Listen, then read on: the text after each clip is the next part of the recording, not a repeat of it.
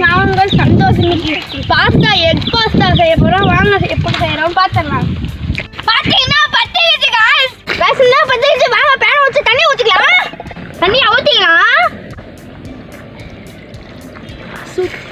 சுத்தமான நல்லெண்ணெயை ஊற்றிக்கலாம். அதுக்கப்புறம் உப்பு போட்டிக்கலாம்.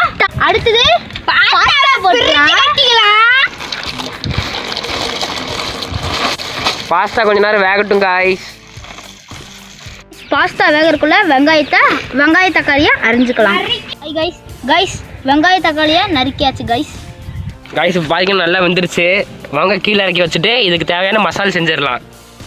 வாங்க கைஸ் பவுலில் மாற்றிக்கலாம். எண்ணெய் ஊற்றி சூப்பர் வெங்காயத்தை போட்டுக்கலாம்.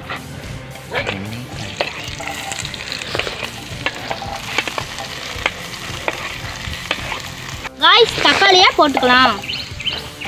கைஸ் கரம் மசாலா போட்டுக்கலாம். மிளகாத்தூள் போட்டுக்கலாம். கைஸ் மஞ்சத்தூள் போட்டுக்கலாம்.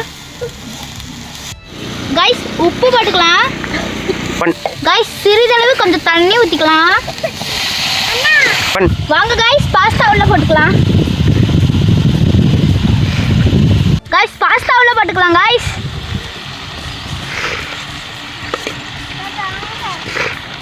போட்டு நல்லா கிளறிக்கலாம் காய்ஸ். முட்டையை உடச்சி ஊற்றிக்கலாம்.